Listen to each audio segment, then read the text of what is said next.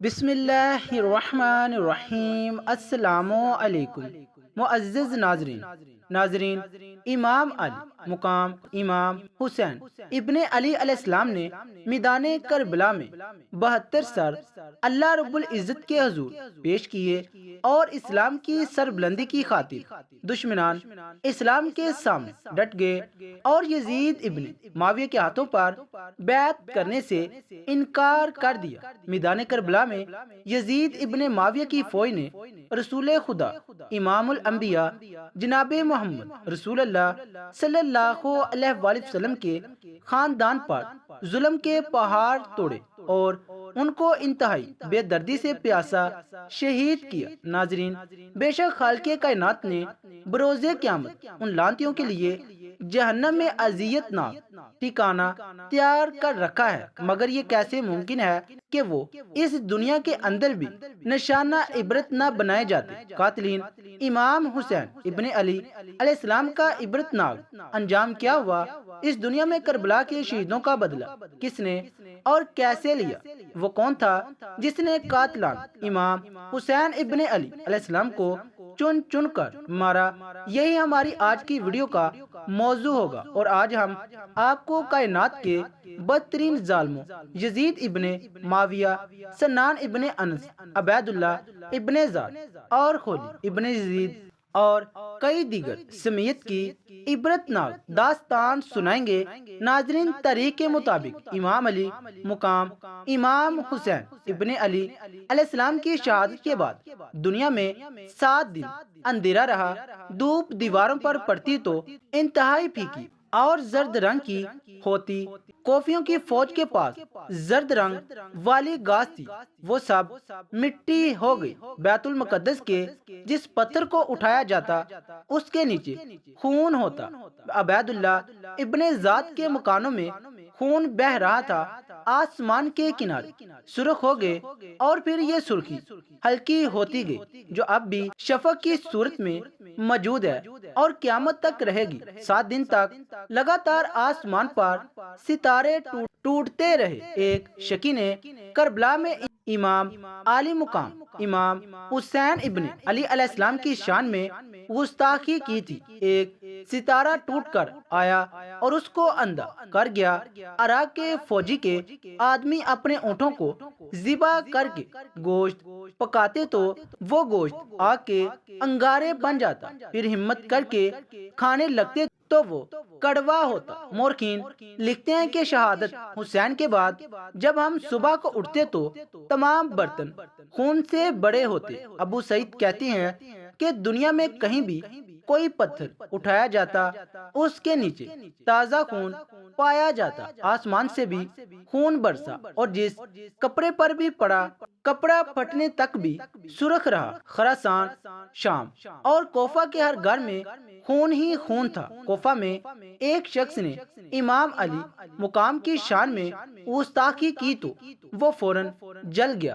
امام علی مقام امام حسین ابن علی علیہ السلام کے قاتل ایسی شدید قسم کی پیاس میں مبتلا ہو گئے کہ مشکیں پانی پی جانے پر بھی پیاس نہ بجھتی۔ چند لوگ ایک جگہ بیٹھ کر ذکر کر رہے تھے کہ امام علی مقام کے مقابلے میں جس نے بھی حصہ لیا وہ بری طرح مبتلا مصیبت ہوا۔ ایک شخص نے کہا کہ یہ بات غلط ہے، میں بھی اس جنگ میں موجود تھا، مجھے تو کچھ نہیں ہوا۔ اسی رات وہ اپنے گھر گیا، چراغ کی بتی درست کرنے لگا تو آگ نے اس کے جسم کو اپنی لپیٹ میں لے لیا اور پھر آگ کرتا ہوا جہنم میں پہنچ گیا، جس کا جسم لکڑی کے کولے کی طرح سیاہ ہو چکا تھا۔ زہری کا بیان ہے کہ ان میں سے کوئی مارا گیا، کوئی اندھا ہو کر مر گیا، کسی کا منہ کالا ہو گیا، کسی کی صورت مسخ ہو گئی۔ کہتے ہیں کہ ایک شخص کو حضور نبی کریم صلی اللہ علیہ وآلہ وسلم خواب میں ملے. آپ نے آستینیں چڑھائی ہوئی تھی اور ہاتھ میں تلوار تھی، اور امام حسین علیہ السلام کے قاتلوں میں سے 10 آدمی ذبح کیے ہوئے آپ کے سامنے پڑے تھے. وہ شخص کہتا ہے کہ حضور نے مجھے غضبناک ہو کر فرمایا، تم نے میرے بیٹے کے قاتلوں کی تعداد کیوں بڑھائی؟ اور پھر خون کی ایک سلائی میری آنکھوں میں پھیر دی. جب میں بیدار ہوا تو میں اندھا ہو چکا تھا. ابن جوزی کہتے ہیں کہ جس شخص نے کوفہ سے شام جاتے ہوئے امام علی مقام امام حسین ابن علی علیہ السلام کا سر اقدس کپڑے میں باندھ کر گھوڑے کی گردن میں لٹکایا تھا، اس کا منہ انتہائی مکروہ اور کالا ہو گیا تھا. لوگوں نے اس سے پوچھا کہ تو بڑا خوبصورت تھا، تجھے کیا ہو گیا؟ تو اس نے بتایا کہ میں نے امام حسین کے سر کو جس دن گھوڑے کے ساتھ لٹکایا ہے اسی دن سے مصیبت میں مبتلا ہوں. وہ شخص اسی مصیبت میں مبتلا رہا. کہنے لگا، 2 شخص رات کو آتے ہیں اور مجھ کو اٹھا کر بھڑکتی ہوئی آگ پر لے جاتے ہیں اور پھر اس میں دھکا دے دیتے ہیں. پھر میرا سر جھکتا ہے اور آگ چہرے کو جلستی رہتی ہے. پھر وہ بری حالت میں اسی عذاب کے ساتھ مرا. ناظرین، امام الانبیاء جناب محمد رسول اللہ صلی اللہ علیہ وآلہ وسلم کا ارشاد ہے کہ مجھے جبریل نے بتایا کہ حضرت یحییٰ علیہ السلام کے قاتل کے بدلے میں 70,000 آدمی قتل ہوئے تھے، اور میرے نواسے کے قتل کے بدلے میں 2 بار 70,000 آدمی قتل ہوں گے. اور پھر یہ فرمان پورا ہو کر رہا. قاتلان حسین ابن علی علیہ السلام پر قہر الہی اور غضب خداوندی ٹوٹ پڑا تھا اور وہ انتہائی خوفناک موت مر رہے تھے. ناظرین، جس شخص نے امام علی مقام امام حسین ابن علی علیہ السلام کے قاتلوں سے بدلہ لیا، اس شخص کا نام مختار بن ابی عبیدہ ثقفی تھا. مختار بن ابی عبیدہ ثقفی 1 ہجری میں طائف میں پیدا ہوئے، مگر پرورش مدینہ میں ہوئی. نام مختار اور کنیت ابو اسحاق تھی. تعلق بن حوازن کے قبیلے ثقیف سے تھا، اس لیے انہیں مختار بن ابی عبیدہ ثقفی کہا جاتا ہے. ان کے والد کا نام ابو عبیدہ تھا، جنہیں حضرت عمر رضی اللہ تعالی عنہ نے عراق کی ایک مہم میں سپاہ سالار بنا کر بھیجا تھا، جہاں وہ شہید ہو گئے تھے. مختار بن ابی عبیدہ ثقفی کے بچپن میں ایک بار شیر خدا علی المرتضی کرم اللہ وجہ الکریم نے آپ کو کھیلتے ہوئے دیکھا تو شفقت سے آپ کے سر پر ہاتھ پھیرا اور انہیں زیرکو دنا کہہ کر پیار فرمایا اور فرمایا، یہ میرے حسین کے قاتلوں سے انتقام لے گا. ناظرین، جس وقت واقعہ کربلا پیش آیا، مختار بن ابی عبیدہ ثقفی عبید اللہ ابن ذات کی قید میں اہل بیت اتحاد سے محبت کے جرم میں قید رہے. جس طرح امام حسین ابن علی علیہ السلام کی شہادت کے وقت بیشتر مہربان علی کو قید میں بند کر دیا گیا تھا، تاریخ میں قیدیوں کی یہ تعداد کئی لاکھ لکھی ہوئی ہے. یعنی کوفہ کے اہل بیت سے محبت کرنے والوں کو قید کر کے عبید اللہ ابن ذات نے ایسے دین فروش افراد کے سپرد کوفہ کر دیا تھا جنہوں نے امام حسین علیہ السلام کے بھیجے ہوئے اپنے خاص سفیر اور تایا زاد بھائی مسلم بن عقیل کو تنہا کر دیا اور یوں انہی حالات مظلومیت میں شہید کر دیا گیا. سب سے پہلے مسلم بن عقیل جس کے گھر تشریف لائے تھے اور جنہوں نے مسلم بن عقیل کو اپنے گھر پناہ دی تھی، وہ مختار بن ابو عبیدہ ثقفی ہی تھے. ناظرین، مختار بن ابی عبیدہ ثقفی نے کچھ لوگوں کو اہم خیال بنایا اور کہا کہ ہم خون حسین کا انتقام لیں گے. اس نے لوگوں کو ایک تحریر دکھائی جو محمد بن حنفیہ برادر امام حسین کے نام سے تھی کہ ہم تجھے اس امر کی اجازت دیتے ہیں کہ انتقام حسین لیا جائے. ناظرین، یہاں مورخین کے درمیان اختلاف ہے۔ اہل تشیع کے مطابق محمد بن حنفیہ نے مختار ثقفی کے نام وہ تحریر لکھی تھی، جبکہ اہل سنت کے مطابق مختار ثقفی کی اس تحریر کے حوالے سے محمد بن حنفیہ نے کہا تھا کہ ہم نے ایسی کوئی تحریر نہیں بھیجی۔ تاہم اس بات پر تمام مورخین متفق ہیں کہ مختار ثقفی کے حوالے سے محمد بن حنفیہ نے فرمایا تھا کہ اگر کوئی نواسہ رسول کا انتقام لیتا ہے تو ہمیں کوئی اعتراض نہیں، اور جناب محمد بن حنفیہ نے فرمایا تھا کہ اگر خون حسین کا بدلہ لیا جائے تو یہ درست ہے۔ مختصر یہ کہ مختار بن ابی عبیدہ ثقفی کی تاریخ چلتی رہی اور زور پکڑتی گئی، یہاں تک کہ کوفہ کے وہ لوگ جو اس وقت خاموش تھے اپنی غلطی پر پچھتا رہے تھے اور تلافی کے طور پر اس تحریک کو مضبوط کرتے گئے اور خدا کے اس حکم کی عملی تفسیر بن کر سامنے آئے جو قوم موسیٰ کو بچڑے پوجنے کی سزا پر ہوا تھا۔ بہرحال مختار بن ابی عبیدہ ثقفی کا دور آ چکا تھا اور نامور قاتلان حسین کا انتقام شروع ہو چکا تھا۔ شمر ملعون کا انجام۔ ناظرین، شمر ذوالجوشن کو جب گرفتار کر کے مختار بن ابی عبیدہ ثقفی کے سامنے لایا گیا تو مختار کی آنکھیں غصے سے سرخ ہو گئی، غضبناک ہو کر کھڑا ہو گیا اور شمر سے کہنے لگا، جس ہاتھ سے گردن حسین پر خنجر پھیرا تھا اٹھا وہ ہاتھ۔ شمر نے رو کر کہا کہ میں پیاسا ہوں، پہلے تھوڑا سا پانی پلا دو۔ مختار نے کہا، بدبخت تو نے اہل بیت مصطفیٰ پر پانی بند کیا تھا اور اب پانی مانگتا ہے۔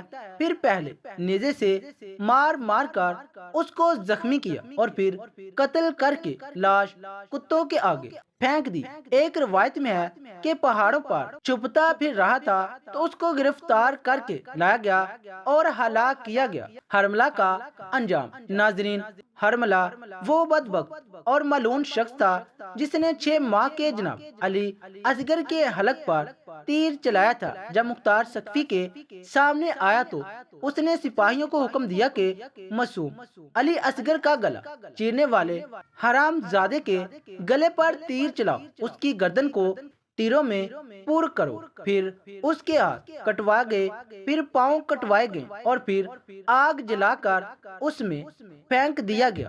یہ ہے خون علی اصغر کا انتقام۔ خولی بن یزید کا انتقام۔ ناظرین، خولی بن یزید وہ بدبخت ملعون تھا جس نے حسین ابن علی علیہ السلام کے سر انور کو تشت میں رکھ کر دربار ابن زاد میں پیش کیا تھا۔ اس شیطان کو جب دربار مختار ثقفی میں پیش کیا گیا تو اس نے کہا، یہی وہ مردود ہے جس نے سر شبیر کو نیزے پر چڑھایا تھا، اور یہ کہہ کر اس نے پہلے اس کا دایاں ہاتھ کاٹا، پھر بایاں ہاتھ کاٹا، پھر دونوں پاؤں کاٹ دیے اور پھر اس کا دڑ سر سے جدا کر کے پھینک دیا۔ سنان ابن انس ملعون کا انجام۔ ناظرین، اس شکی القلب نے امام علی مقام امام حسین ابن علی علیہ السلام کے سینے کے آر پار نیزہ بھی کیا تھا اور آپ کے سر کو بھی کاٹا تھا۔ یہ آگے آگے بھاگتا اور پناہ گاہ تلاش کرتا اور مختار کی فوج اس کے پیچھے پیچھے ہوتی۔ یہ پہلے بصرہ گیا، وہاں سے قادسیہ اور پھر قادسیہ اور غدیب الحجانات کے درمیان گرفتار کر لیا گیا۔ پہلے اس کی انگلیاں کاٹی گئیں، پھر ہاتھ، پھر پاؤں کاٹے گئے اور پھر اس کے کان کاٹ دیے گئے، پھر خنجر سے اس کی آنکھیں نکالی گئیں اور پھر روغن زیتون کی دیگ چڑھا کر اس کو زندہ اس میں ڈال دیا گیا۔ حاکم بن طفیل کا انجام۔ ناظرین، حاکم بن طفیل ملعون نے حضرت امام حسین ابن علی علیہ السلام کا لباس اتارا تھا اور جناب عباس علمدار پر تیر چلائے اور ان کے بازو کاٹ دیے تھے۔ اس کو مختار ثقفی کے فوجی افسر عبداللہ بن عامل نے گرفتار کیا اور پھر اس پر تیر چلا کر واصل جہنم کر دیا۔ عبید اللہ ابن زاد ملعون کا انجام۔ ناظرین، یہ مردود بھی چھپا ہوا تھا۔ جب مختار ثقفی کے لشکر نے گڑھو کیا تو مقابلہ کرتا رہا، آخر کار گرفتار ہو کر اسی دارالمارا کے سامنے لایا گیا، جہاں بیٹھ کر بڑے غور اور تکبر کے ساتھ اہل بیت اظہار کے ساتھ ظلم کے احکام جاری کرتا تھا۔ اس کو گرفتار کر کے اس کے ساتھ کس کر باندھ دیا گیا اور سپاہی اس کے منہ پر تماچے مارنے لگے۔ جب مختار سقفی کے سامنے آیا تو اس نے پہلے اس کے جسم کی ایک ایک بوٹی کاٹنے کا حکم دیا۔ جب اس کا ایک ایک عضو کاٹا گیا تو پھر اس کی لاش پر گھوڑے دوڑائے گئے، پھر اس کا سر کاٹ کر رکھ لیا گیا اور لاش کو آگ میں پھینک دیا گیا۔ اس کا سر ابھی لوگوں کے سامنے ہی پڑا ہوا تھا کہ ایک سانپ نمودار ہوا اور اس کے ایک نتنے میں گھس کر دوسرے نتنے سے باہر آ گیا۔ اس سانپ نے ایسا کئی بار کیا اور پھر غائب ہو گیا۔ یہ تھا خون حسین کا انتقام۔ ناظرین، اب بات کرتے ہیں کائنات کے بدترین ظالم ملعون یزید ابن معاویہ کی۔ حجاز مقدس میں امام حسین ابن علی علیہ السلام کی شہادت کا بے حد گہرا اثر ہوا اور لوگوں نے یزید سے متنفر ہونا شروع کر دیا۔ خون حسین ابن علی علیہ السلام پوری رنائی اور دل آویزی کے ساتھ اپنے اثرات مرتب کر رہا تھا۔ جن لوگوں سے زبردستی یزید نے بیعت قبول کروائی تھی وہ بھی، اور جنہوں نے خود کی تھی وہ بھی، اب یزید کی بیعت توڑ کر جناب عبداللہ ابن زبیر کے ہاتھوں پر بیعت کر رہے تھے۔ یزید کے جاسوسوں نے اسے اطلاع دی تو اس نے عام المدینہ ولید کو معزول کر کے اس کی جگہ محمد بن عثمان کو مدینے کا گورنر بنا دیا۔ مگر لوگ بس دور یزید ابن معاویہ سے اظہار نفرت کر رہے تھے۔ یزید تو وہی یزید تھا جو پہلے تھا، فرق صرف یہ ہے کہ امام عالی مقام اس کے فسق و فجور اور حدود اسلامیہ کو توڑنے کے متعلق پہلے ہی جانتے تھے، اور لوگوں کو اب معلوم ہوا۔ اہل مدینہ سے کئی لوگ دمشق جا جا کر اس کی عیاشی اور فحشی کے کرتوتوں کو اپنی آنکھوں سے دیکھ آئے تھے۔ جب ابن عثمان گورنر بن کر آیا تو اس نے مدینہ کے بزرگوں کو بلا کر سمجھایا کہ یزید کے متعلق اب تک غلط افواہیں پہنچی ہیں، اس لیے آپ اس کی بیعت نہ توڑیں۔ یہ وہ لوگ تھے جنہوں نے صحابہ اکرام رضوان اللہ علیہم اجمعین کی زندگیوں کے نمونے دیکھے ہوئے تھے، آسانی سے کیسے مان جاتے، تاہم انہوں نے وعدہ کر لیا کہ ہم خود جا کر تصدیق کرتے ہیں۔ اگر یزید حدود شریعت کی خلاف ورزی کرتا ہوا نہ پایا گیا تو ہمیں کوئی اعتراض نہیں۔ چنانچہ ان بزرگ ہستیوں کا وفد دمشق کو روانہ ہو گیا۔ گورنر نے اپنے آدمی پہلے ہی روانہ کر دیے تاکہ یزید کو اس وفد کی آمد کی اطلاع پہلے ہو جائے اور وہ ان کے سامنے جائے اور وہ ان کے سامنے اپنی حرکات سے باز رہے۔ یزید اپنی حرکات کیسے چھوڑ سکتا تھا؟ جو بھی عادت اس نے اختیار کی ہوئی تھی ان سے کیسے بچتا؟ وہاں البتہ اس نے اتنا ضرور کیا کہ اس وفد کی دل کھول کر شاہانہ ٹھاٹ سے خدمت کی اور کافی تحائف اور انعامات دے کر انہیں واپس کر دیا۔ وہ انہیں کوفہ اور شامی لوگ سمجھ رہا تھا جن کو خزانوں کے منہ کھول کر دیے جائیں تو خریدا جا سکتا ہے، اور یہی اس کی غلطی تھی۔ وہ مدینہ آر رسول کا وفد تھا اور یہ وہ لوگ تھے جن کے سامنے صحابہ کرام رضوان اللہ علیہم اجمعین کی مقدس زندگی کی تصویر تھی۔ یہ وہ لوگ مدینہ منورہ میں پہنچے تو انہوں نے صاف طور پر عوام الناس کو بتا دیا کہ معاویہ کا بیٹا فاسق، فاجر، تارک نماز ہے، کتوں اور بندروں کا شکاری، شراب پینے والا اور محرمات کو جائز سمجھنے والا ہے۔ اس کے زانی ہونے کے متعلق بھی ہمیں کئی لوگوں نے بتایا ہے۔ وہ شریعت کے قوانین کی ہرگز پرواہ نہیں کرتا، وہ اپنی منمانی کرتا ہے۔ اس کا فاسق و فجور اس قدر ظاہر ہے کہ اس کی کوئی تائید نہیں ہو سکتی۔ مدینہ منورہ کے لوگوں نے سنا تو انہوں نے ایک دم اس کی بیعت توڑ کر عبداللہ بن زبیر کے ہاتھوں پر بیعت کر لی، اور پھر عبداللہ بن زبیر مکہ معظمہ کے امیر بن گئے۔ اب یزید ابن معاویہ نے بڑی سوچ و بچار کے بعد مسلم مسلم بن عقبہ کو لشکر کو جرار دے کر مدینہ پر چڑھائی کرنے کا حکم دے دیا۔ مسلم بن عقبہ، جسے مصرف بن عقبہ کے نام سے یاد کیا جاتا ہے، اس کو یزید نے جو حکم دیا وہ متعبر روایت کے مطابق یہ تھا کہ مدینہ کے لوگوں سے ہرگز کسی نرمی کا سلوک نہ کیا جائے، ان لوگوں کے سر قلم کر دینا، تمہیں ان لوگوں پر فتح حاصل کرنے کے لیے ہر قسم کی کارروائی کی اجازت ہے۔ چنانچہ خبیث و مردود مصعب بن عقبہ نے مدینہ علیہ رسول پر فوج کشی کر دی۔ حضرت حنظلہ رضی اللہ تعالی عنہ کے صاحبزادے مدینہ کے لوگوں کو ساتھ لے کر مقابلے میں آئے، مگر یزید کی فوج بہت زیادہ تھی۔ بڑے بڑے مقتدر اور ذی وقار لوگ شہید کر دیے گئے اور بالآخر فوج یزید مدینہ پر قبضہ ہو گئی۔ اور پھر مدینہ پاک کی جو بے حرمتی فوجی یزید نے کی وہ حد بیان سے باہر ہے۔ انہوں نے مسجد نبوی میں گھوڑے باندھے، محمد عربی صلی اللہ علیہ وآلہ وسلم کے ممبر شریف کو غلاظت سے آلودہ کیا۔ خدا کی مار ہو ان لوگوں پر، جنت کی کیاریوں میں ان لوگوں کے گھوڑے لد اور پیشاب کر رہے تھے، اور وہ وحشت اور بربریت کی انتہا کرتے ہوئے مدینہ علیہ رسول کی بہو بیٹیوں کی عصمت لوٹ رہے تھے۔ تاریخ کے مطابق انہوں نے تقریباً 1000 سے بھی زیادہ پاک بازوں کی عصمت دری کی۔ ادھر ایک طرف 70,000 ملائکہ ایک طرف درود اسلام کی صدائیں بلند کر رہے تھے، اور دوسری طرف معاویہ کے بدماش ذلالت میں ڈوبے ہوئے ظلم کی انتہا کر رہے تھے۔ مدینہ آل رسول کی بے حرمتی کرنے کے بعد لشکر یزید مکہ کی طرف گیا۔ ایسی فوج بھیجنے والے پر اللہ کی لعنت ہو، اور فوج پر بھی لعنت ہو۔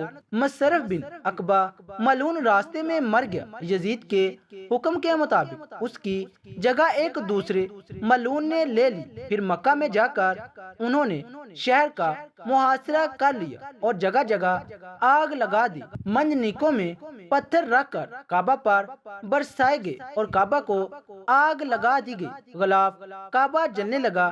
معاذ اللہ، ظلم و ستم کی کوئی ایسی حد نہیں تھی جو لشکر یزید نے نہ توڑی ہو، اور یہ سب کچھ حکم یزید سے ہوا تھا۔ کربلا کے واقعات میں یزید ابن معاویہ کو ملوث ہونے سے بچانے والے یزیدیت میں ڈوبے ہوئے لوگ اس ظلم کا کیا جوش پیش کریں گے؟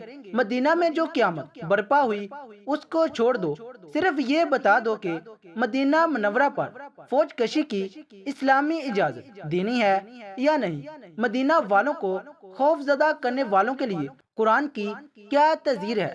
ایک مردود و ملعون اور راندہ نگاہ کی حمایت کرنے سے سوائے ذلت اور آتش جہنم کے اور کیا حاصل ہوگا؟ ادھر غلاف کعبہ جل رہا تھا اور ادھر یزید ابن معاویہ پر عذاب الہی مسلط ہو چکا تھا۔ اس کو پیٹ کے درد نے شدید تکلیف میں مبتلا کر دیا۔ اللہ نے اس پر کلنج کو مسلط کر دیا، ایک ایسی بیماری جس سے آنتوں میں شدید درد شروع ہو گیا۔ حکیموں سے کوئی علاج نہ ہوا اور درد بڑھتا گیا۔ وہ ایسے تڑپنے لگا جیسے مچھلی پانی کے بغیر تڑپتی ہے۔ اس نے اپنے بیٹے کو بلایا اور کہنے لگا کہ مجھے یقین ہو گیا ہے، قریب ہے، میں تمہیں اموار سلطنت سے آگاہ کرنا چاہتا ہوں۔ بیٹے کا نام معاویہ ابن یزید تھا۔ چیخ نکلی اور کہنے لگا، جس تاج و تخت پر آل رسول کے خون کے دبے ہوں میں اس کو کسی صورت قبول نہیں کر سکتا۔ اللہ مجھے ایسی منحوس خلافت کی حکومت سے محروم رکھے جس کی بنیاد رسول اللہ کے نواسے کے خون پر رکھی گئی ہے۔ یزید اپنے بیٹے کی بات سن کر تڑپتا تھا اور شدید رنج و عالم سے بستر پاؤں مارنے لگا، اور موت سے کچھ دن پہلے یزید کی آنکھیں سڑ گئیں اور اس میں کیڑے پڑ گئے۔ تکلیف کی شدت سے وہ چیخیں مارتا تھا۔ پانی کا قطرہ حلق سے نیچے اترنے کے بعد تیر کی طرح چبھنے لگا۔ اس پر اللہ تعالیٰ کا عذاب قہر تھا کہ پانی کے بغیر بھی تڑپتا تھا اور پانی پی کر بھی چیختا تھا۔ بالآخر اس درد کی شدت سے تڑپ تڑپ کر اس کی موت واقع ہو گئی اور لاش سے ایسی ہولناک بدبو آنے لگی کہ کوئی قریب نہ جاتا، جیسے تیسے ملعون کو دفن کر دیا گیا۔ جب بنو عباس کی حکومت آئی تو انہوں نے اس کی ہڈیاں جلانے کے لیے اس کی قبر کو دی تو وہ پہلے ہی جلی ہوئی اور سیاہ تھی۔ اس کی قبر پر لوگ پتھر پھینکا کرتے تھے اور باپ سگیرو مشق میں جہاں اس کی قبر تھی اب وہاں شیشے کا کارخانہ ہے اور ٹھیک اسی جگہ شیشہ گالنے والی بٹی بنائی ہوئی ہے۔ ملعون کو دونوں طرف سے آگ نے گھیرا رکھا ہے اور اس کی سزا بھی یہی تھی۔ ناظرین، اموی خلافت کے بانی اور پہلے حکمران حضرت امیر معاویہ بن ابو سفیان رضی اللہ تعالی عنہ تھے، جنہیں معاویہ اول بھی کہا جاتا ہے۔ آپ ہجرت مدینہ سے تقریباً 15 برس بیشتر مکہ مکرمہ میں پیدا ہوئے۔ جب رسول اللہ صلی اللہ علیہ وآلہ وسلم نے اعلان نبوت فرمایا تو حضرت معاویہ رضی اللہ تعالی عنہ کی عمر تقریباً 4 برس تھی۔ آپ نے فتح مکہ کے روز اپنے والد اور والدہ کے ہمراہ اسلام قبول کیا۔ جب آپ نے اسلام قبول کیا تو اس وقت آپ کی عمر 25 برس تھی۔ بعض روایات کے مطابق آپ فتح مکہ سے قبل ہی اسلام قبول کر چکے تھے، لیکن اس کا اظہار نہ کیا تھا۔ اسلام قبول کرنے کے بعد رسول اللہ صلی اللہ علیہ وآلہ وسلم نے حضرت امیر معاویہ رضی اللہ تعالی عنہ کو کاتب وحی کا عظیم منصب عطا کیا، لیکن بعض علماء انہیں صرف کاتب ہی کہتے ہیں۔ اس کے علاوہ بیرون ملک سے آئے ہوئے لوگ اور ملاقاتیوں کی مہمان نوازی اور دیکھ بھال کا کام بھی آپ کے سپرد تھا۔ یہ دور چونکہ نبی کریم صلی اللہ علیہ وآلہ وسلم کی مبارک زندگی کا آخری دور تھا، اس لیے حضرت امیر معاویہ رضی اللہ تعالی عنہ زیادہ عرصہ آستانہ نبوت سے منسلک نہ رہ سکے۔ حضور نبی کریم صلی اللہ علیہ وآلہ وسلم کے وصال با کمال کے بعد خلفائے راشدین اور حضرت سیدنا امام حسن ابن علی رضی اللہ تعالی عنہ کی خلافت کے بعد حضرت امیر معاویہ رضی اللہ تعالی عنہ نے خلافت کے قیام کا اعلان کیا اور کم و بیش 20 سال تک مسلمانوں پر حکومت کرتے رہے۔ آپ کو پہلا مسلمان حکمران ہونے کا بھی اعزاز حاصل ہے کہ جس کا نام سرکاری دستاویزات اور کتبوں پر کندہ ہو۔ آپ رضی اللہ تعالی عنہ نے اپنی زندگی میں متعدد شادیاں کی، لیکن اولاد صرف 2 بیویوں سے ہوئی۔ آج کی ویڈیو میں ہم کاتب وحی حضرت امیر معاویہ رضی اللہ تعالی عنہ کی ازواج اولاد کا تذکرہ کریں گے۔ کاتب وحی حضرت امیر معاویہ رضی اللہ تعالی عنہ نے اسلام قبول کرنے کے بعد جن عورتوں سے نکاح کیا، تاریخ میں ان کی تعداد 4 آتی ہے۔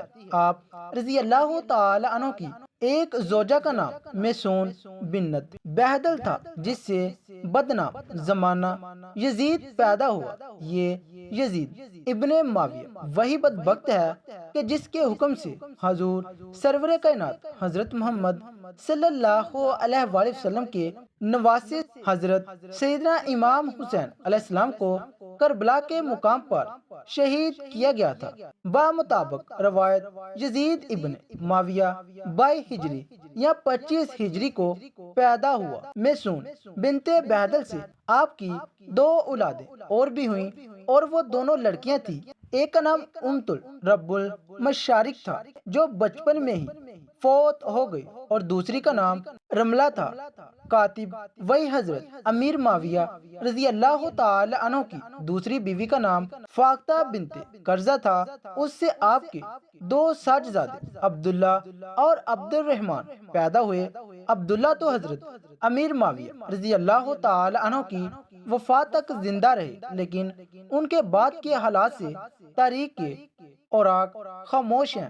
ان کی کنیت ابو الخیر بیان کی جاتی ہے، لیکن عبد الرحمن بچپن ہی میں انتقال کر گئے تھے۔ آپ کی ایک تیسری زوجہ کنود بنت قرظہ بھی تھی جو کہ فاختہ بنت قرظہ کی بہن تھی۔ ان کے علاوہ حضرت امیر معاویہ رضی اللہ تعالی عنہ کی ایک چوتھی زوجہ نائلہ بنت عمارہ الکلبیہ تھی، جس سے آپ کی ایک ساجزادی رملہ اور دوسری ہند بنت معاویہ پیدا ہوئی۔ ان کے علاوہ آپ کی 3 ساجزادیوں کا اور بھی حال ملتا ہے، جن کے نام عائشہ، عاتقہ اور صفیہ بیان کیے جاتے ہیں۔ دوستو، یہاں ایک اور دلچسپ بات ہمیں روایت سے پتہ چلی ہے کہ حضرت امیر معاویہ رضی اللہ تعالی عنہ کی ایک اور زوجہ بھی تھی، جس کا نام قریبہ بنت ابی امیہ تھا۔ یہ قریبہ کون تھی اور حضرت امیر معاویہ رضی اللہ تعالی عنہ نے اس کے ساتھ کب شادی کی تھی، اس کی تفصیل جاننے سے پہلے یہ جان لینا ضروری ہے کہ یہ قریبہ بنت ابی امیہ خلیفہ دوم امیر المومنین حضرت عمر بن خطاب رضی اللہ تعالی عنہ کی ازواج میں سے ایک تھی۔ چنانچہ بیان کیا جاتا ہے کہ امیر المومنین حضرت عمر بن خطاب رضی اللہ تعالی عنہ نے زمانہ جاہلیت میں 2 خواتین سے نکاح کر رکھا تھا، جو کہ آپ کے اسلام قبول کرنے کے بعد بھی آپ کے نکاح میں ہی رہی تھیں، لیکن انہوں نے اسلام قبول نہ کیا تھا۔ ایک کا نام قریبہ بنت امیہ اور دوسری کا نام ام کلثوم بنت جرول تھی۔ جب قرآن مقدس میں یہ حکم نازل ہوا، اے مسلمانوں، تم بھی کافر عورتوں کو اپنے عقد یعنی نکاح میں نہ روک رکھو، تو اس حکم کے نازل ہوتے ہی امیر المومنین حضرت عمر بن خطاب رضی اللہ تعالی عنہ نے ان دونوں عورتوں کو طلاق دے دی۔ ام کلثوم بنت جدول یا جرول سے حضرت عمر فاروق رضی اللہ تعالی عنہ کے 2 بیٹے بھی پیدا ہوئے، جو کہ دونوں جنگ صفین میں شہید ہوئے تھے۔ ام کلثوم بنت جرول نے اسلام قبول کرنے سے انکار کیا اور اپنی قوم کے ایک کافر ابو جہم بن حذیفہ سے شادی کی اور کفر پر ہی اس کی موت ہو گئی، جبکہ قریبہ بنت ابی امیہ نے طلاق لینے کے بعد واپس جا کر حضرت معاویہ بن ابی سفیان سے شادی کر لی۔ اس وقت تک حضرت معاویہ نے اسلام قبول نہ کیا تھا۔ حضرت معاویہ قریبہ کے چاچا زاد تھے۔ ان کی والدہ ہند بنت عتبہ قریبہ کی خالہ تھی اور ام المومنین حضرت سلمہ رضی اللہ تعالی عنہ قریبہ کی پھوپھو بھی لگتی تھی۔ حضرت معاویہ کی قریبہ سے شادی کے نتیجے میں 3 بیٹیاں بھی پیدا ہوئیں، جن کے نام تاریخ میں ام حکیم، ام سعید اور ام حبیبہ ملتے ہیں۔ یہ شادی حضرت امیر معاویہ رضی اللہ تعالی عنہ کے زمانہ جہالت میں قائم ہوئی، مگر حضرت امیر معاویہ رضی اللہ تعالی عنہ نے قریبہ کو کب طلاق دی، اس کے بارے تاریخ خاموش دکھائی دیتی ہے۔ علامہ ابن سعد رحمۃ اللہ علیہ نے طبقات الکبریٰ میں ذکر کیا ہے کہ قریبہ بنت امیہ نے بعد میں اسلام قبول کر لیا تھا اور حضور نبی کریم صلی اللہ علیہ وآلہ وسلم کی صحابیت کا درجہ بھی پا لیا تھا۔ حضرت امیر معاویہ کے بعد قریبہ بنت ابی امیہ نے امیر المومنین حضرت ابوبکر صدیق رضی اللہ تعالی عنہ کے بیٹے عبد الرحمن بن ابی بکر سے شادی کی تھی، جن سے ان کے ہاں 5 بچوں کی پیدائش بھی ہوئی تھی۔ اللہ تعالیٰ کا ارشاد ہے، وہ لوگ جو اللہ اور اس کے رسولوں پر ایمان لائے ہیں، یہی تو وہ ہیں جو ان کے پروردگار کے نزدیک صدیق اور شہید ہیں، ان کے لیے اجر اور نور ہے۔ رسول اللہ صلی اللہ علیہ وآلہ وسلم کا ارشاد ہے، اللہ تعالیٰ نے عمر کے دل اور زبان پر حق جاری کر دیا ہے۔ وہ فاروق ہیں جس کے ذریعے اللہ تعالیٰ نے حق اور باطل کے درمیان فرق کیا۔ جماعت صاحب روشن ستارے ہیں، آسمان پر موجود ستاروں کی روشنی کم و بیش ہے۔ یہی مثال صحابہ کرام رضی اللہ تعالی عنہ کی ہے، لیکن ہے سبھی روشن۔ ان میں سب سے نمایاں، سب سے روشن اور سب سے تابناک بہرحال پہلے 4 صحابہ رضی اللہ تعالی عنہ ہیں۔ یہ وہی پہلے 4 اصحاب خلیفہ راشدین ہیں۔ عشرہ مبشرہ میں بھی سب سے پہلے انہی کا نام ہے۔ آج ہم آپ کو انوکھی خصوصیات والے انسان کی کہانی سناتے ہیں۔ اللہ کے رسول صلی اللہ علیہ وآلہ وسلم نے اپنے 10 صحابہ کا نام لے کر فرمایا تھا، میرے یہ 10 صحابہ جنتی ہیں، گویا انہیں دنیا ہی میں جنتی ہونے کی بشارت عطا ہوئی۔ ان میں سے ایک سیدنا عمر فاروق رضی اللہ تعالی عنہ ہے۔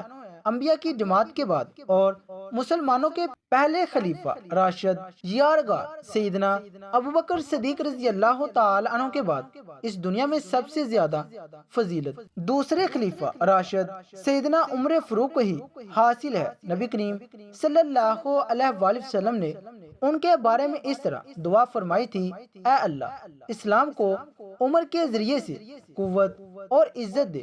ان کے زمانے میں اسلامی حکومت 22 لاکھ مربع میل رقبے تک پھیل گئی۔ بعض موقعوں پر ان کی تائید میں اسلامی حکومت کا زمانہ تھا۔ اتنے بڑے حکمران ہوتے ہوئے دوپہر کے وقت شہر سے باہر گرم زمین پر کوئی پتھر وغیرہ سر کے نیچے رکھ کر سو جاتے تھے۔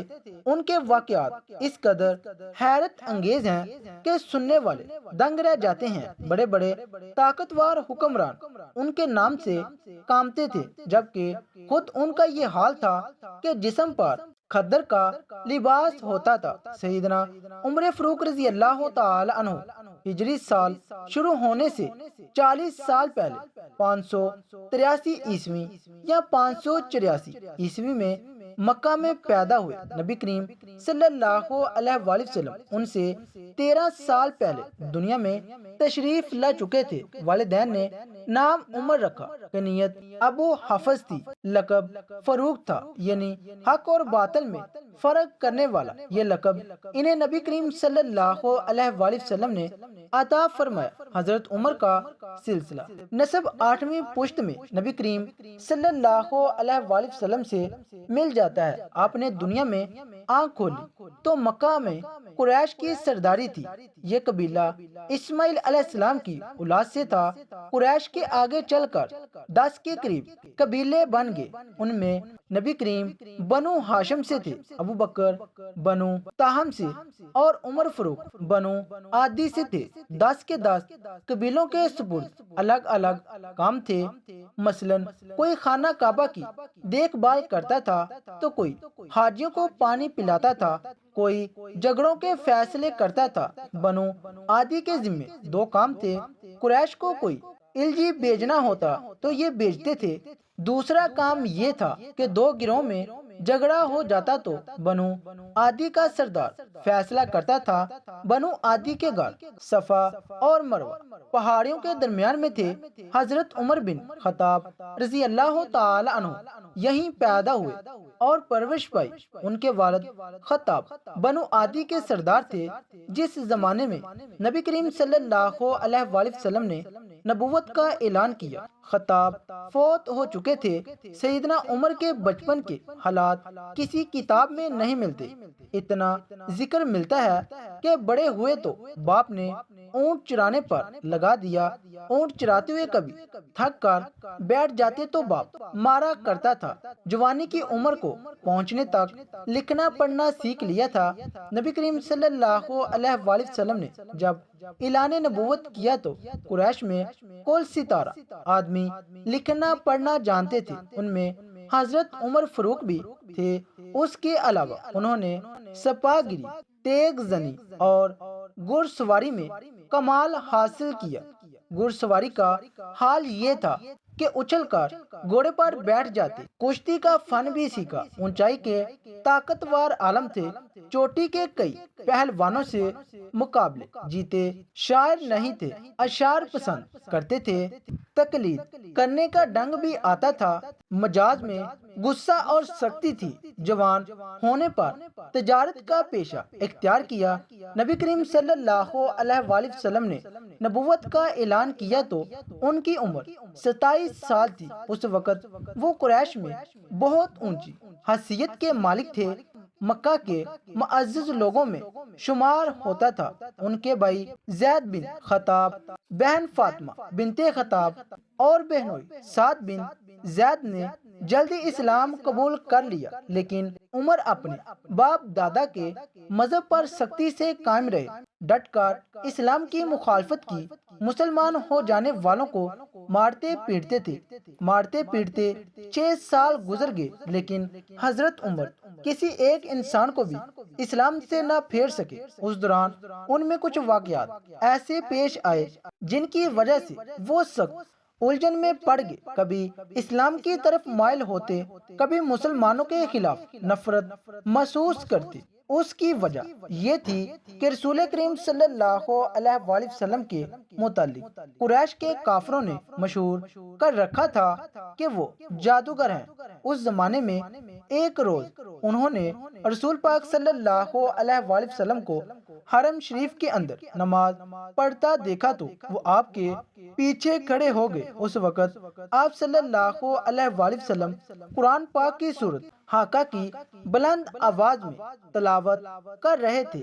اللہ کے کلام نے ان پر بہت اثر کیا۔ انہیں یقین ہو گیا کہ آپ نہ تو جادوگر ہیں اور نہ شاعر ہیں۔ دل میں اسلام کے لیے نرم گوشہ پیدا ہو گیا، لیکن باپ دادا کا مذہب چھوڑنے پر اب بھی تیار نہ ہوئے۔ نبی کریم صلی اللہ علیہ وآلہ وسلم نے انبیاء علیہ السلام فیاضی بڑھتے ہوئے ارشاد فرماتے ہیں، جاؤ تم آزاد ہو۔ سراقہ بن مالک نے اپنی سواری تیار کی اور رسول کریم صلی اللہ علیہ وآلہ وسلم کی خدمت اقدس میں حاضر ہوئے تاکہ آپ صلی اللہ علیہ وآلہ وسلم کے سامنے مسلمان ہونے کا اعلان کرے اور 10 سال پہلے جو تحریر پروانہ اس کے پاس موجود تھا وہ پیش کر کے ایمان حاصل کریں۔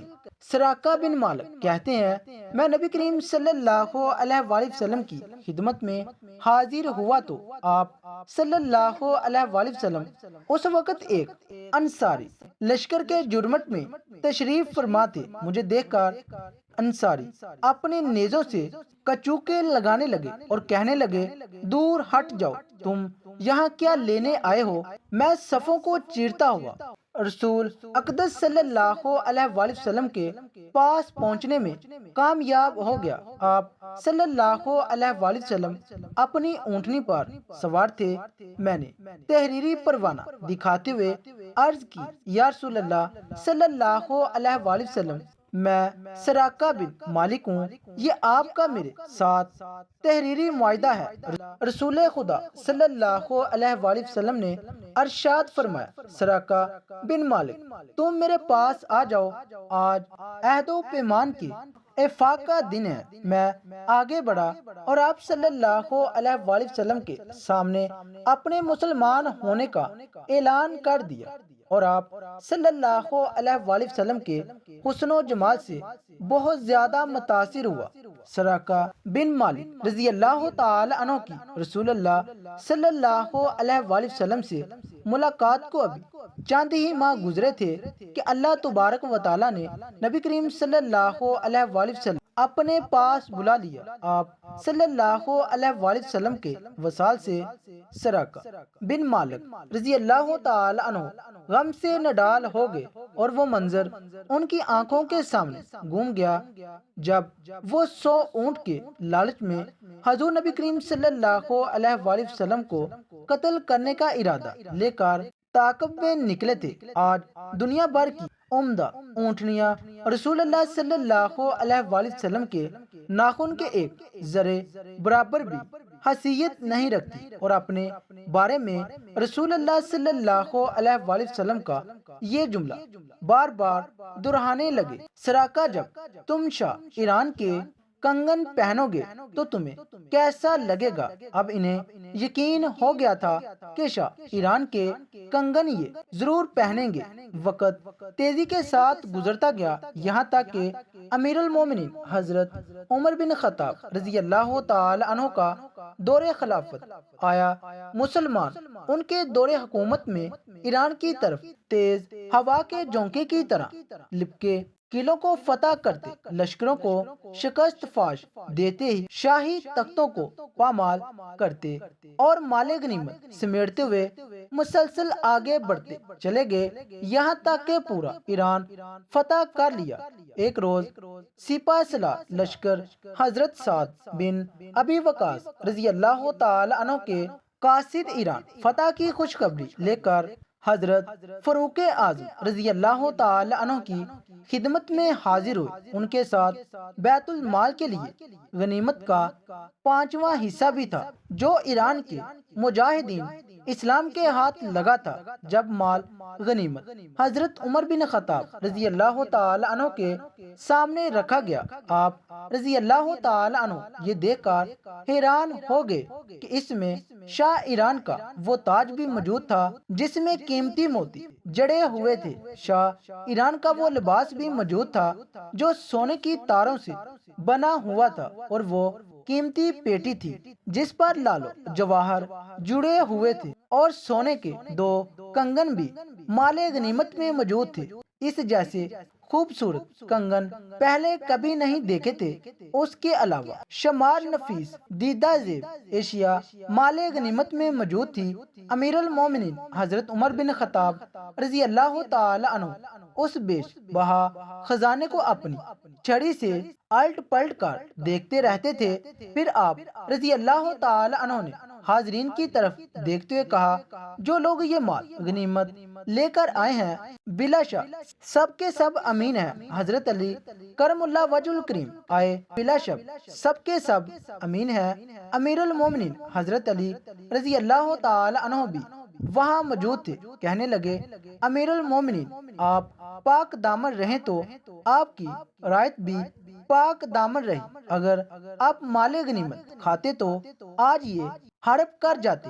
اس موقع پر فاروق اعظم رضی اللہ تعالی عنہ نے سراقہ بن مالک کو اپنے پاس بلایا، شاہ ایران کا لباس انہیں پہنایا، کمر پر پٹی باندھی، سر پر تاج رکھا اور ہاتھوں میں کنگن پہنائے۔